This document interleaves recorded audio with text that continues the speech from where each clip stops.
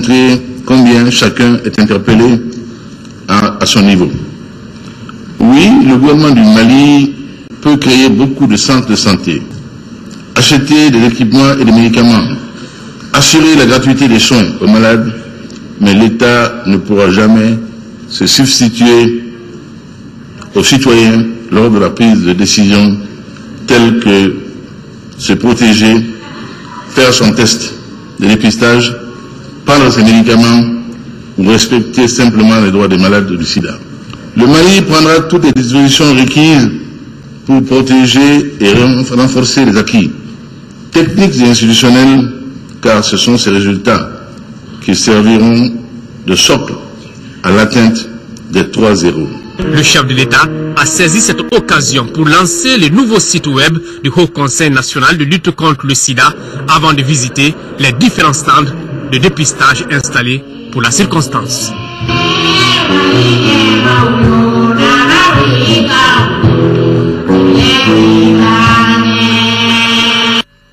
Et tout à l'heure, nous vous proposerons un dossier sur la situation des malades du sida de la première région. Mais en attendant, nous poursuivons avec les activités du président de la République. Cet après-midi, Ibrahim Boubacar Keïta a reçu en audience le directeur général de l'ASECNA. Amadou Djité est venu échanger avec le chef de l'État sur la reconstruction et la rénovation des infrastructures de navigation aérienne, entre autres sujets. Écoutons Amadou Djité à sa sortie d'audience. Il est au micro de Aloussene Touré. Depuis fort longtemps, donc, la SECNA investit au niveau du Mali et malheureusement avec la situation que le pays a vécue, nous avons perdu énormément d'équipements qui fait de l'ordre de 35 milliards. Et la communauté, à travers le ministre de l'équipement et des transports du Mali, a demandé à la communauté ASECNA de pouvoir apporter sa solidarité et cela a été fait. Donc nous avons envoyé des missions sur site dans le nord, à Kidal, à Tombouctou, à Gao, partout, donc pour essayer de voir, faire une évaluation et voir à mesure les travaux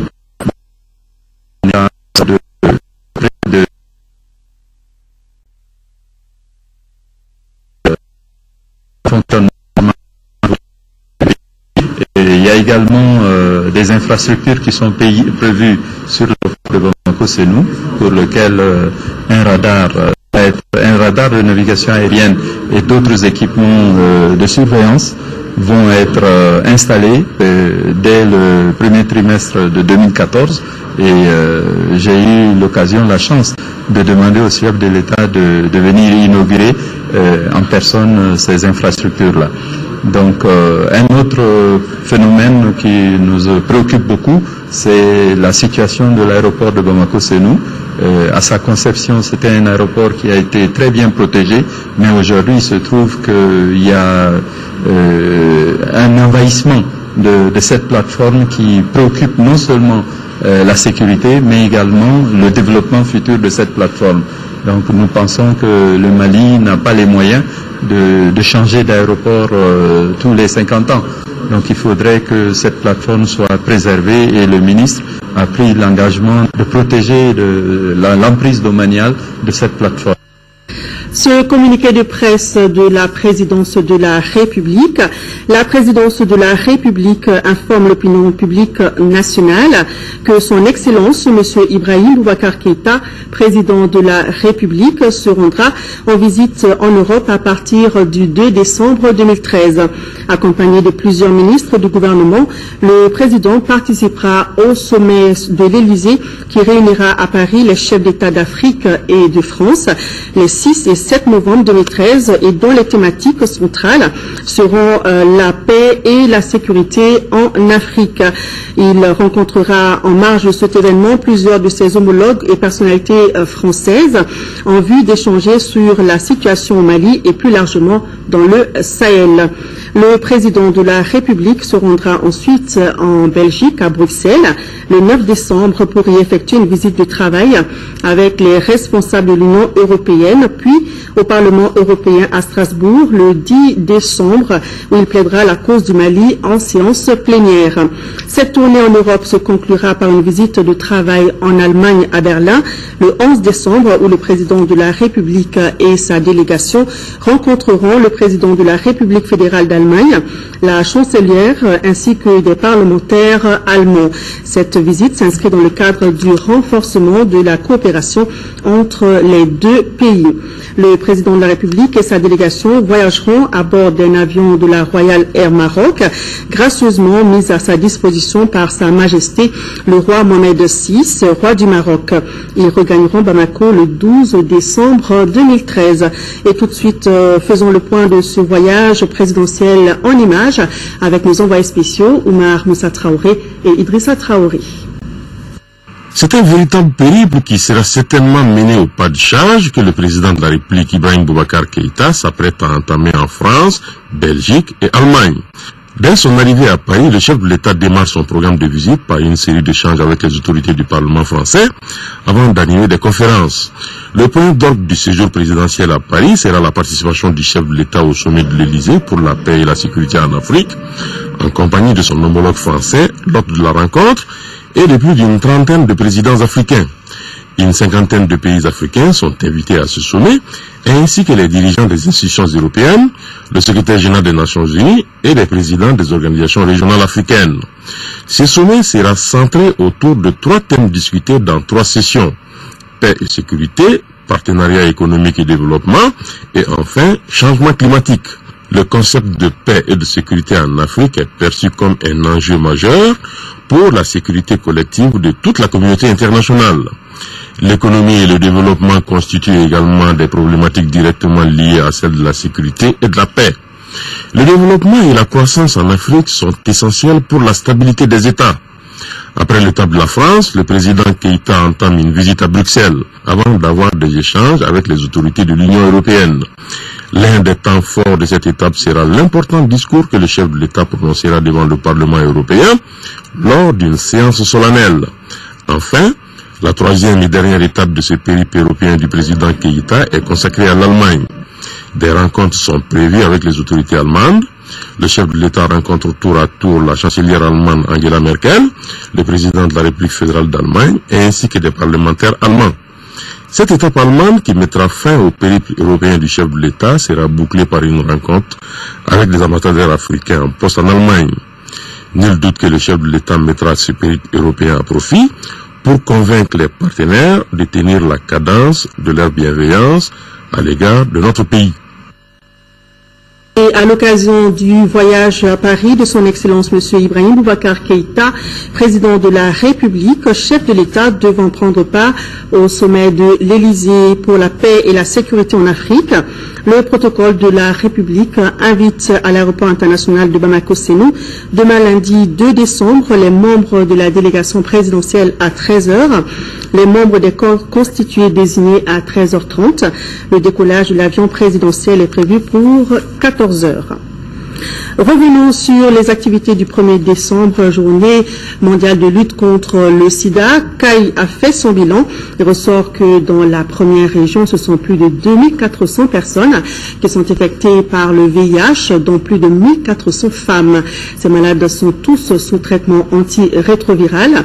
Comment s'effectue la prise en charge de ces malades? La gratuité des médicaments est-elle vraiment une réalité? Pour en savoir plus, une équipe de l'ORTM CAI s'est rendue dans 2 centres de prise en charge de la maladie. L'équipe était dirigée par Kansutu Kanouté, suivant son dossier. Depuis 1999, on a notifié au niveau de l'hôpital régional Foussendao de CAI 2964 patients infectés par le VIH. De cette date à nos jours, 1864 patients ont été initiés aux antirétroviraux. Et sur ces 1864 malades du VIH, il n'y a que 1154 qui suivent régulièrement le traitement. La prise en charge se fait à 2 volets, qui sont entre autres le bilan biologique, la charge ou une exploration du foie et des reins est obligatoire. Selon le protocole national, Si le taux de CD4 est supérieur à 350, ça veut dire que le malade doit être obligatoirement sous traitement, même s'il ne présente pas de maladie. Et l'autre partie, c'est la prise en charge, c'est-à-dire le traitement. Le traitement, ça c'est les ARV. On donne les ARV aux malades et les ARV sont gratuits. Nous sommes ici à l'USAC créé par Arcade Sida en septembre 2011. C'est une unité de soins, d'accompagnement et de conseil. Dans leur centre, ce sont 1088 personnes qui ont été dépistées cette année et parmi ce lot, 156 ont été déclarées positives, 112 ont été mises sous ARV, 315 patients sont pris en charge depuis le 30 octobre 2013. On a deux types de dépistage. Il y a d'abord les dépistages volontaires. Là, les personnes peuvent venir d'elles-mêmes se faire dépister. Ou bien souvent, c'est les praticiens. Quand ils arrivent, on se rend compte de la nécessité de dépister cette personne. On la propose et puis, s'il accepte, on fait le test. Mais également, nous avons d'autres équipes qui sont sur terrain, donc pour dépister certains groupes, notamment les routiers et les professionnels de SEG, etc. Au niveau de l'hôpital régional, 3 médecins sont à la disposition des adultes, un gynécologue pour suivre les femmes enceintes infectées par le VIH et un pédiatre pour les enfants atteints de cette maladie. L'expérience de vie de plusieurs malades du sida a beaucoup augmenté grâce au traitement avec les ARV. La subvention a beaucoup diminué grâce aux associations des personnes vivant avec le VIH. Parce qu'il y a des personnes vivant avec le VIH qui font le témoignage à visage découvert. Donc ça fait que la subvention a beaucoup diminué. Si la prise en charge des malades vivant avec le VIH se poursuit normalement, si la stigmatisation des patients infectés a été réduite grâce aux sensibilisations dans les milieux urbains et ruraux, il y a des difficultés à souligner. Nous ne disposons pas assez de salles pour mener toutes nos activités. Une autre difficulté, c'est par rapport au suivi biologique de nos patients. Et l'autre difficulté, les gens n'ont pas compris cette histoire de VIH. Ils n'acceptent pas de se faire dépister. Madame Traoré Awanjai, séropositive et conseillère à l'USAC Arcade Sida, a bien voulu témoigner à visage découvert sur la gratuité des ARV, la stigmatisation des malades et le dépistage. Depuis 2002, il y a des difficultés parce qu'il y a des premier mariage qui a donné donc on pourra parce que nous sommes une femme à Koula mais nous pourrons qu'elle a fou vraiment nous n'avons pas besoin de à quel fait aucun qu'elle comme fou qu'à dingue sur fana kaviachito alhamdulillah faut que des la sans faire. Selon le chargé de suivi et évaluation VIH, Modi Sidibé de la Direction régionale de la santé, dans la région de Caille, ce sont 2409 personnes qui sont infectées par le VIH, soit 753 hommes, 1488 femmes et 168 enfants à la date du 3e trimestre 2013 et ils seraient tous sous ARV. Nous savons que les préjugés et la mauvaise information constituent des obstacles au changement de comportement, surtout dans le domaine de la santé. Alors, la caravane de presse Tous et Chacun s'attelle à sensibiliser pour changer la donne. Les caravaniers étaient face aux habitants de Djiguénina, dans la commune de Yonfolila, pour leur enseigner les pratiques qui peuvent sauver la vie de l'enfant et de la mère. Reportage de Tessira Emmanuel Dambélé. Dans le village de Djiguénina, lors de Yonfolila, un autre préjugé est tombé. Comme Bouakar Sidibé, beaucoup croyaient toujours ici qu'en cas de grossesse rapprochée, une femme enceinte devrait arrêter d'allaiter son enfant déjà au monde pour le protéger d'un lait maternel soi-disant trop chaud. Vous l'exposerez à la malnutrition et à beaucoup de maladies, ont expliqué les personnes ressources de la caravane médiatique, la campagne Tous et Chacun. Éclairage à la faveur d'une causerie éducative au cours de laquelle les habitants de Djiguénina ont appris les vertus de l'allaitement maternel exclusif, de la vaccination dans ses composantes PEV et JMV. Ils ont aussi appris quel type d'aliments ils pourraient donner à leurs enfants après 6 mois. Des échanges en appui à ce que fait ici l'agent de santé communautaire Suleiman Doumbia, qui a contribué à améliorer la santé des femmes et des enfants.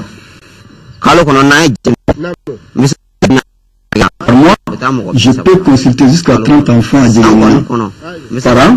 Ce chiffre peut atteindre 300 enfants de 0 à 5 ans. En ce qui concerne la planification familiale, elle est inséparable de la santé. Ce n'est pas empêcher de procréer, mais espacer les naissances pour que la mère et l'enfant soient en bonne santé. Ça, les femmes l'ont compris. Et je peux consulter jusqu'à 20 femmes par an. Dans ce village, la communauté avait été félicitée pour son implication dans les activités de l'ASC. Un autre motif de satisfaction est l'amélioration des taux de planification familiale à Djéguénina. Voilà, vous l'aurez compris, dans ce reportage, ce n'est pas la voix de Tessera d'emblée que vous avez entendue, mais plutôt celle de Daouda Diakité.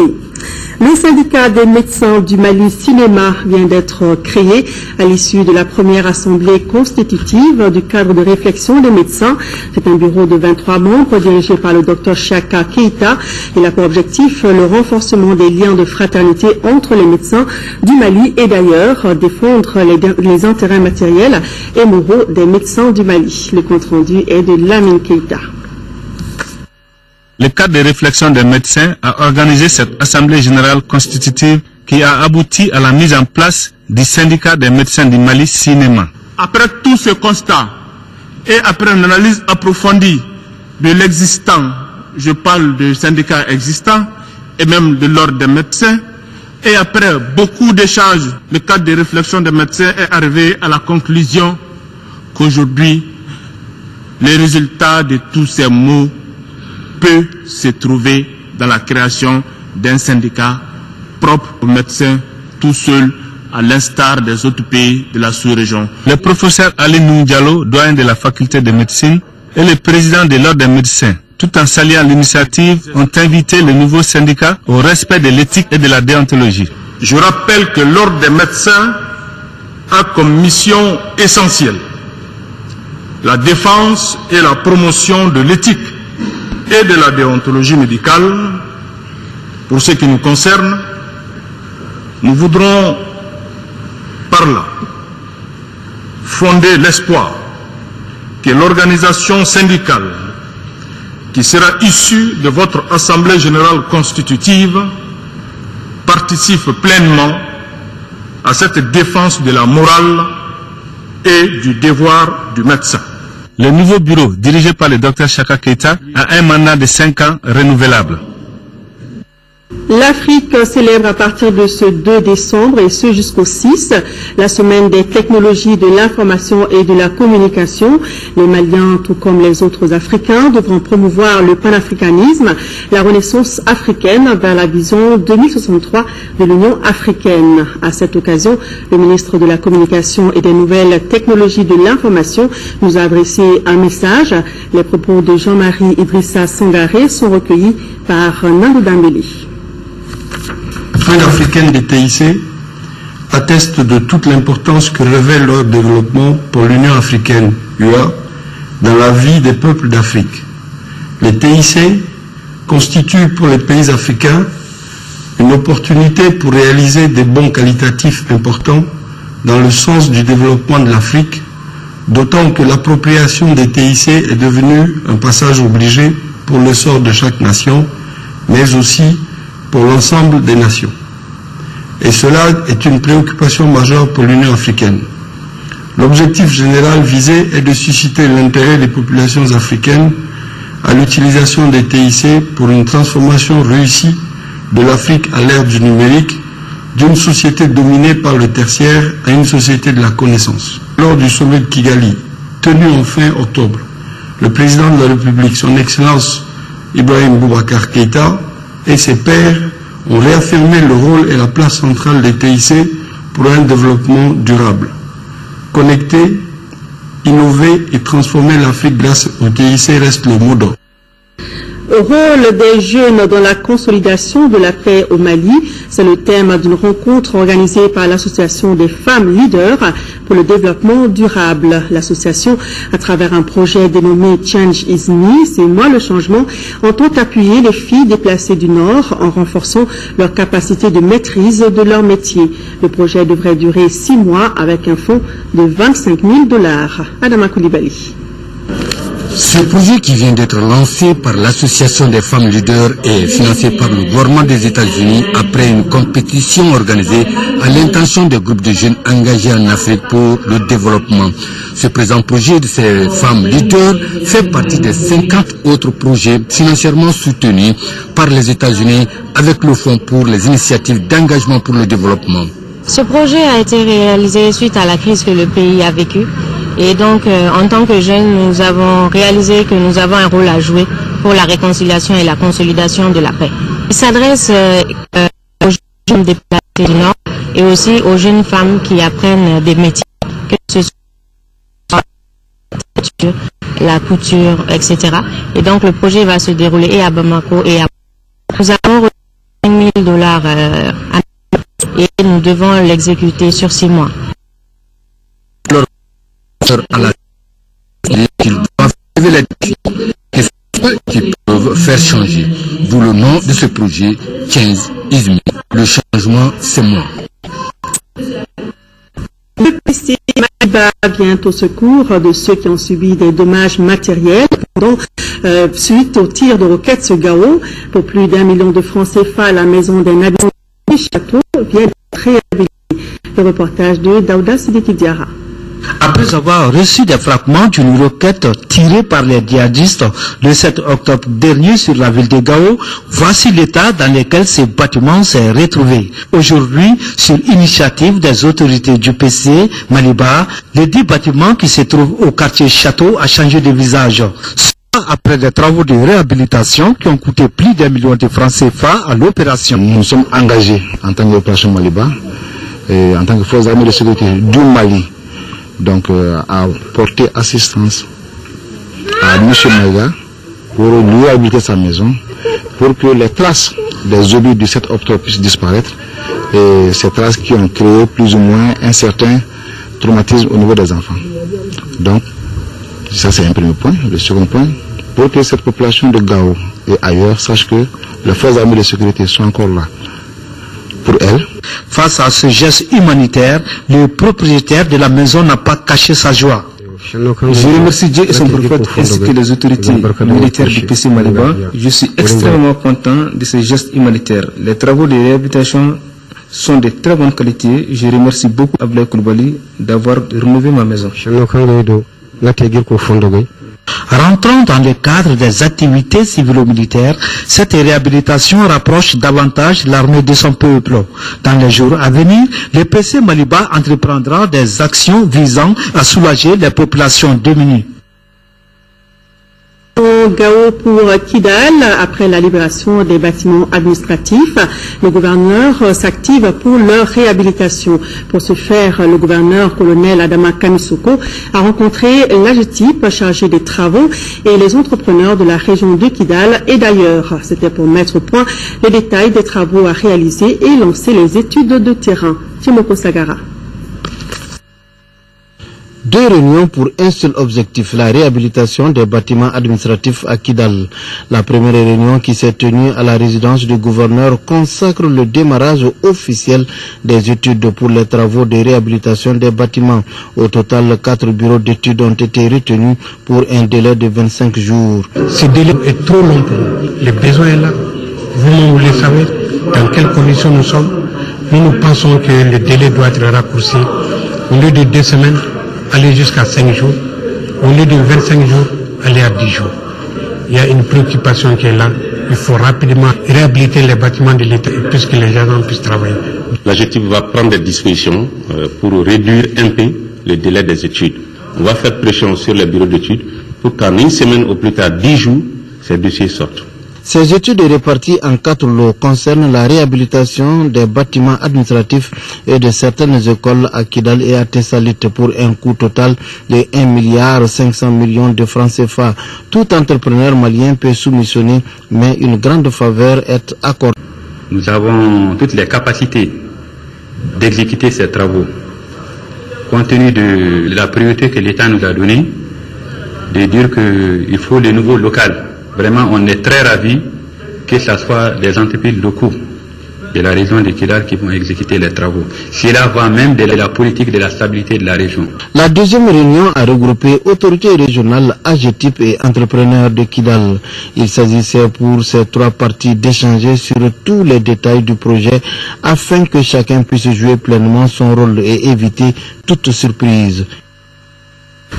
Créer davantage la confiance entre les forces armées de sécurité et les communautés arabes de retour au Bercail, c'est tout le sens de la visite de certains chefs de tribus au Fama. Les leaders communautaires se sont engagés à coopérer entièrement pour dénoncer tout suspect. Au RTM Tombouctou, Adama Djimide. Cette délégation composée d'une quinzaine de chefs de tribus arabes a tenu à faire le déplacement dans l'enceinte du camp militaire de Tombouctou. Tout un symbole pour démontrer que les Famas et nos compatriotes déplacés ou réfugiés qui ont décidé de regagner le Bercail sont dans la même logique de paix. Cette rencontre avec le commandement militaire vise à créer un climat de confiance entre l'armée et les communautés arabes. Ces gens que je parle à leur nom aujourd'hui n'ont besoin de rien que l'insécurité et la sécurité. Au premier tour de présidentiel, on n'était que 7 ici, dans tout le monde. Aujourd'hui, on est 300. L'objectif de la rencontre, c'est de rassurer ces paisibles populations qu'ils avaient peur de leur armée, que cette population sache que l'armée est à leur entière disposition, mais toujours 24 sur 24, et que cette armée travaille pour cette population. Le chef du village de Agouni, localité située à 35 km de Tombouctou, Yenou Ould Oumar, a salué les efforts des forces armées et de sécurité qui ont permis le retour de la paix. Ould Oumar a aussi sollicité davantage d'assistance sécuritaire. Cherchez à mettre vos véhicules dans les règles et surtout le trajet. La personne qui va vous déranger, prenez le numéro du véhicule. Ceux qui voient des gens qui roulent la nuit, à minuit, pour venir Tombouctou, vous avez le numéro de téléphone, avisez l'armée, avant qu'il ne soit pas trop tard. Tout de suite chez moi, j'ai vu une voiture que je ne connais pas Tombouctou. J'ai dit au vieux, cette voiture est des nouvelles ici. Et les 100 plaques. Et le vieux monsieur qui l'a connu, je l'ai pas dit. Donc il n'y a pas une arabe ou une barre que je connais. Le temps que j'ai dit la voiture a disparu. C'est une Toyota Hilux blanche. Il n'y a pas d'immatriculation. Pour les officiers, l'armée est là pour sécuriser tous les fils de ce grand Mali. S'agissant des fouilles, M. Sougouba dira également que les checkpoints ou postes de sécurité ont pour mission de contrôler toutes les entrées et sorties de la ville. Pas plus. Mais dire parce que quelqu'un vous a dit de donner l'argent pour que vous puissiez passer, ça c'est pas l'armée. Ici, l'on rassure que ces genres de rencontres seront instituées pour donner plus d'espoir aux candidats pour le retour. Direction Ouagadougou, la capitale du Burkina Faso, qui a abrité cette semaine les travaux de la 22e édition du CEFOR.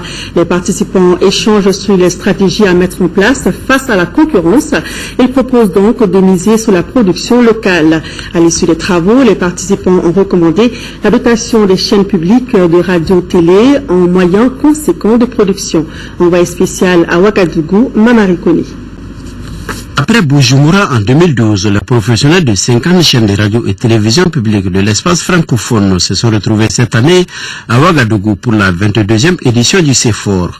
Thème général de ce rendez-vous face à la concurrence, miser sur la production locale. Un thème soutenu par le CIRTEF, l'Organisation internationale de la francophonie et les radios et télévisions de l'espace.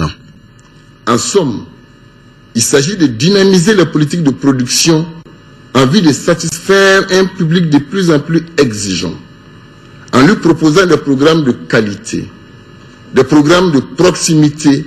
Pendant 3 jours, les 200 participants ont échangé leurs expériences dans 3 ateliers, stratégie, télévision et radio. Plusieurs recommandations ont sanctionné les travaux. On peut retenir, entre autres, le développement de la production et de la coproduction de projets audiovisuels tout en encourageant le partenariat public-public et public-privé, la dotation des chaînes publiques de moyens de production conséquents pour leur permettre de faire face aux impératifs d'une production de qualité. Les résolutions majeures, c'est, disons, d'abord au niveau du CEFOR, c'est d'avoir mis en place des dispositifs qui nous permettent d'aller vers l'air du temps, qui est d'avoir des fonctions multitâches dans nos radios et dans nos télévisions, pour aller vers le web et trouver les téléspectateurs et les auditeurs là où ils sont aujourd'hui. Dans le domaine de la coproduction, certains sujets ont été retenus par les radios et télévisions partenaires, comme le chemin de fer, le cola et sa fonction sociale. Sur ces sujets précis, notre pays travaillera avec d'autres radios et télévisions de l'espace francophone. En marge du CEFOR, le Conseil international des radios et télévisions d'expression française, CIRTEF, a tenu sa conférence générale. Une conférence au cours de laquelle ont été adoptés le rapport d'activité du secrétaire général du CIRTEF pour l'année 2013, ainsi que le budget 2014 qui s'élève à un peu plus de 1,2 milliard de francs CFA. Retour au Mali pour aider les populations à faire face aux enjeux des changements climatiques. L'ONG L'Observatoire du Sahara et du Sahel a organisé une journée de reboisement à Missira dans la commune rurale de Sébékoro. Les temps forts de la journée ont été la plantation d'arbres et une conférence de débat. Abdul Karim Kaba. Les changements climatiques sont bien une réalité au Mali. En témoignent les épisodes de sécheresse et d'inondation de ces derniers temps. Comment faire face aux défis de ces changements climatiques et assurer le développement durable du pays? C'est pour répondre à cette question que l'Observatoire du Sahara et du Sahel organise cette journée de sensibilisation et d'information à Missira, dans la commune rurale de Sébékoro 1, à environ 200 km de Bamako. Une cérémonie qui s'est déroulée en 3 temps. D'abord la plantation d'arbres, ensuite la conférence débat et enfin l'exposition photo des enfants.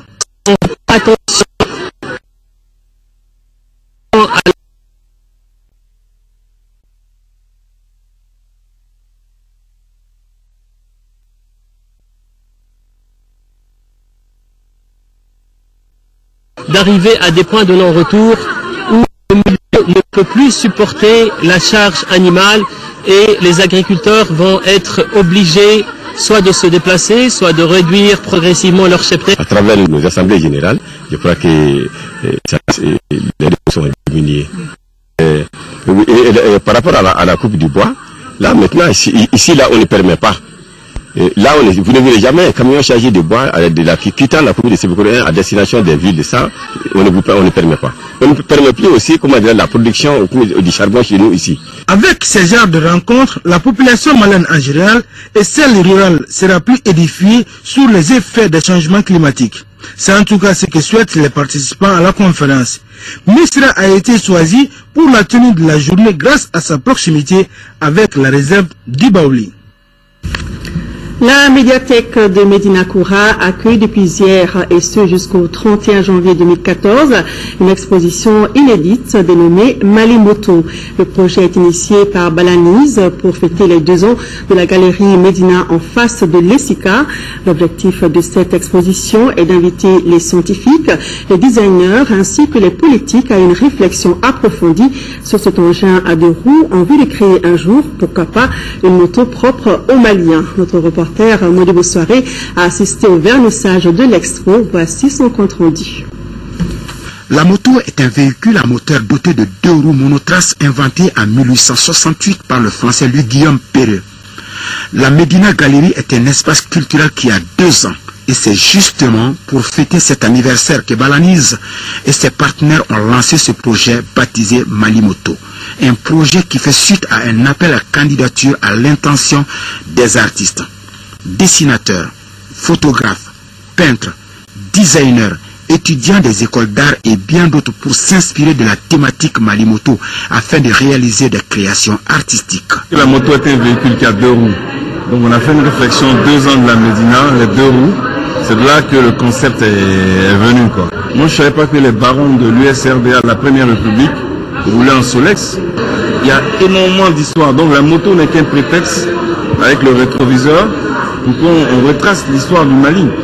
Vous savez que Yaoundé 72, c'est des Solex qu'on a offert aux aigles. L'exposition Malimoto est le résultat d'un trimestre de travail artistique et de recherche auprès de collectionneurs et autres conservateurs de cet engin à 2 roues. Tout un symbole. Je ne suis pas pris par la mode. Que ce soit les habits ou les appareils, je garde toujours. Démarrer, accélérer, ronfler, passer à la vitesse supérieure, freiner était donc le maître mot de cette expo qui réunit une vingtaine de photographes et vidéastes à travers des œuvres qui nous rappellent bien des choses. Depuis des années jusqu'à aujourd'hui, toutes les motos qui sont sorties, tu trouveras ça au Mali. Si Malik Sidibé et Soumalo, on travaille sur des Solex, des Kamiko, moi je travaille sur les Jakarta, ça c'est notre époque. De la moto Solex en passant par la Kamiko, la Vespa jusqu'à la Jakarta d'aujourd'hui, cette exposition se veut un espace de réflexion sur la création d'une moto made in Mali. Une expo qui nous permet aussi de rétrograder pour faire des rétroviseurs pour revisiter l'histoire du Mali. Des artistes formidables qui ont un coup d'œil très pertinent sur cette fresque historique et puis qui prennent des initiatives assez osées. On a vu aussi la reprise coloriée de certaines carcasses par des étudiantes de l'INA. Vraiment visiter ces magnifiques photos, je suis convaincu qu'il y a beaucoup de personnes qui se plongeront dans leur histoire et ça permettra aux jeunes générations de savoir ce qui s'est passé avant le Jakarta. C'est une exposition très intéressante. Alors, pour une bonne balade à moto, je vous propose de faire un petit tour du côté de la galerie Médina pour satisfaire votre curiosité en visitant l'exposition Malimoto jusqu'au 31 janvier 2014. Merci Modibo Soirée, soyez-en sûrs, nous y ferons un tour. Nous restons dans la culture. La commune rurale de Bankoumana a abrité du 29 novembre au 1er décembre la 3e édition du festival multiculturel de la localité. Au centre des activités, prestations de troupes locales et artistes invités, conférences débat sur le développement socio-économique de la commune et la visite de sites touristiques. Envoyés spéciaux, Fademba Keita, Makandjakiti. Les journées touristiques et culturelles de Bankoumana, devenues festival multiculturel, ont débuté par des prestations des groupes culturels des 14 villages de la commune. Ont également évolué sur scène les Donso ou chasseurs de la contrée, la troupe kamadiane de Bankoumana, Ami Diabaté en duo avec Badra Alou Diabaté. Selon les organisateurs, cette 3e édition, comme les 2 précédentes, participe à la mise en valeur des sites touristiques et des valeurs culturelles de cette commune rurale située sur la route nationale 26 et reliant Bamako et Kangaba. Autre temps fort de ces rendez-vous culturels, la présentation de l'historique du Mandé par les sages du village et les prestations du groupe Bouanzan ou Enfant Bobo. Les 2 membres du gouvernement qui co-présidaient la cérémonie d'ouverture n'ont pas caché leur satisfaction. Au regard de la situation actuelle que traverse le pays, il incombe à tous de puiser dans nos valeurs culturelles les ressorts psychiques et moraux afin de transcender les incompréhensions et les divergences éphémères. Les premiers mérites du festival. Et une fois que les problèmes sont posés, ils sont connus, je crois que la recherche de solutions devient facile. La dernière journée a été marquée par la visite de la base nautique de Bankoumana et une conférence de base sur les difficultés qui entravent le développement de la commune. Ces difficultés ont pour nom le manque d'eau et d'électricité et de centres culturels pour la jeunesse. Ces échanges culturels entre les fils du terroir, facteurs de cohésion sociale, sont rendus possibles grâce à l'appui financier de la Fondation Orange Mali, de Toguna Agro-Industrie et de Pilmasa Plus. Convaincus que la culture est un formidable levier de développement socio-économique, nous avons décidé d'accompagner une fois de plus ce festival multiculturel.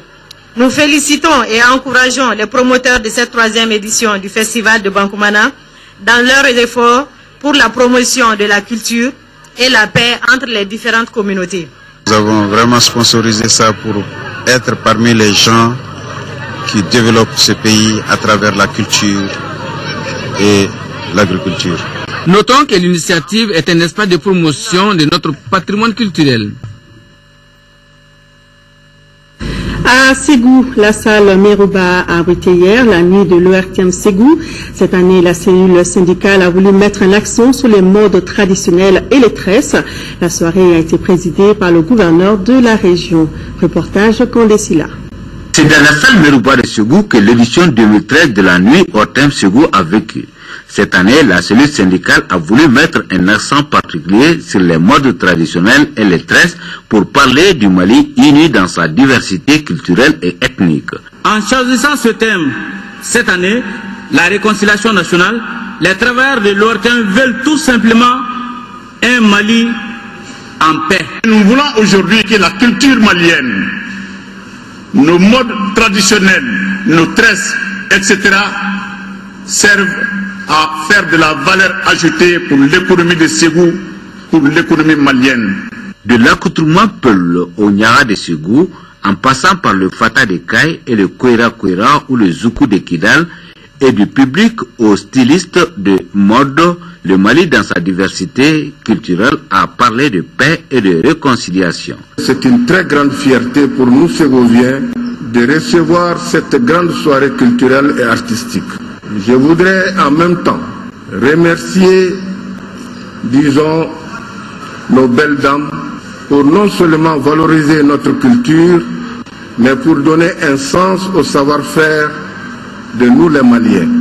On note enfin que l'animation était assurée par les artistes en herbe Mamadou Rentier, Dabara Junior et l'inoxydable Ablaye Diabaté qui ont tenu le public ségovien en haleine. Nous ouvrons notre dossier culture du dimanche, la restauration des sites historiques et la conservation des reliques des anciens rois et guerriers est une préoccupation en 4e région. C'est ainsi qu'un projet a permis de restaurer les 7 vestibules de Biton Koulibaly depuis 2009 à Sekoro. Ce village historique est aussi le symbole de la tolérance religieuse. Toutes choses qui ont motivé le déplacement à Sekoro d'une de nos équipes de reportage dirigée par Cheikh Oumar Sangaré. Reportage. La version restaurée du palais royal de Biton Koulibaly est un joyau architectural qui comporte 7 vestibules. Le chiffre 7 n'a pas été choisi au hasard. Biton avait une considération pour la femme. C'est pourquoi il a demandé d'ajouter aux 3 vestibules du départ 4 autres, car 4 symbolise la femme, ce qui explique le nombre 7 des vestibules. Dans chacun des 6 premiers vestibules, il y avait 7 donjons composés de gardes armés et de femmes qui servaient à boire. Le visiteur était interrogé à chaque compartiment. Le 7e vestibule était réservé au roi et à son entourage. Dans le 7e vestibule, Biton s'asseyait sur une hauteur. Son griot Sangoy Koïta, ses gardes rapprochés et son géomacien étaient toujours à ses côtés. Ses représentants dans les différentes localités du royaume, qui faisaient office de gouverneur, se mettaient en face de lui au pied des murs du vestibule. Le roi s'asseyait sur une peau de vache blanche. Cette peau est remplacée par celle de vache rouge, le jour où il y a un problème. Quant aux reliques de Biton Koulibaly, les tombeaux se trouvent à Sekoro. Les autres souvenirs sont gardés dans les villages environnants. Pour cause, le village de Sekoro attend depuis quelques années la construction d'un musée pour exposer ses objets de grande valeur historique et culturelle. Il a été convenu de garder les objets de Biton dans un musée qui doit être construit à la place de la cour contiguë au site. Le propriétaire de cette cour a accepté de déménager avec sa famille et les autorités ont payé un terrain de 40 mètres sur 40 pour cela. En effet, la restauration de ces vestibules n'est qu'une première étape d'un projet porteur dans la commune de Sebgou. La réalisation de ce projet permettra à coup sûr de faire du village de Sekoro une des prochaines destinations touristiques. Bon, le premier volet du projet est presque fini, qui est la restauration de cette vestibule. Maintenant, nous attelons, si on a la chance d'avoir des partenaires qui sont intéressés, à faire animer cette vestibule. Ensuite, à construire un musée pour la conservation des reliques de tout le bassin. Le 3e volet du projet, on veut quand même aussi booster l'artisanat. Parce que c'est des villages dans lesquels on a des artisans de talent, mais ils n'ont pas où s'exprimer. Sekoro est une localité qui est aussi le symbole de la tolérance religieuse. En témoigne la présence de la mosquée que Biton a construite pour sa mère musulmane. C'est celui qui a conquis Baraouli. Bon, de là, il a épousé une femme du nom de Sounou Sako. Bon, il est venu avec Sounou Sako à Ségou, qui a donné naissance à Biton. Bon, quand Biton est devenu chef de guerre, bon, il a construit une mosquée pour honorer sa mère. Au-delà de Sekoro, la 4e région regorge d'importants sites historiques qui méritent d'être mis en valeur. Le village de Dioforongo, où on a les reliques de Bakaridjan qui sont conservées dans sa famille. Et on prend le village d'Mpeba, on a les armes de guerre de Da qui sont conservées dans la famille Mariko. On prend Banankoro, on a le tombeau de Da. Ces patrimoines nationaux ne sont certainement pas conservés dans les règles de l'art. Cela risque de les exposer à la détérioration et au trafic illicite des biens culturels. Sport, football, championnat national de Ligue 1. La deuxième journée s'est poursuivie hier par 2 rencontres au stade omnisport Modibo Keïta. La Somme, battue lors de la première journée, a gagné 2-0 face à l'Office du Niger Sport de Ségou. Quant à la rencontre au sommet de la journée entre les 11 créateurs et le Deliba AC, elle a été interrompue par l'arbitre central qui a estimé que sa sécurité n'était pas totalement assurée, alors que le score était de 0 but partout. Le compte-rendu de Al-Jumatina. Triste fin de match entre les 11 créateurs et le Djoliba Athletic Club lors de cette rencontre comptant pour la 10e journée du championnat national de Ligue 1. À 3 minutes du temps réglementaire, soit à la 87e minute, sur cette action djolibiste de Amara Fofana dans la surface de réparation des 11 créateurs, l'arbitre central, Boubou Traoré, n'a pas bronché. Auparavant, à la 83e minute, il avait donné un carton jaune au même joueur sur cette action. Et voilà la goutte d'eau qui va faire déborder le vase. Les supporters de l'Ubis, mécontents de la décision du référé qui n'a pas voulu siffler penalty, sont déchaînés dans les gradins.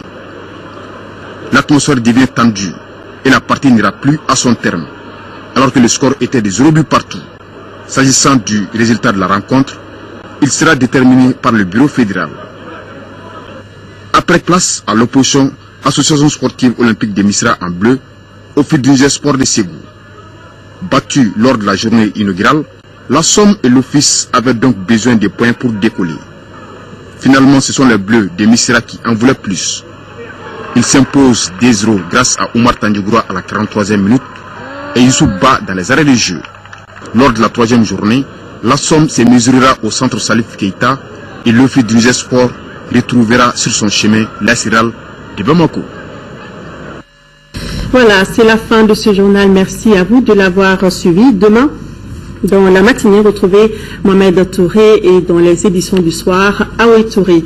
Merci de votre fidélité. Passez de bons moments sur l'ORTM et visitez notre site web. Bonsoir.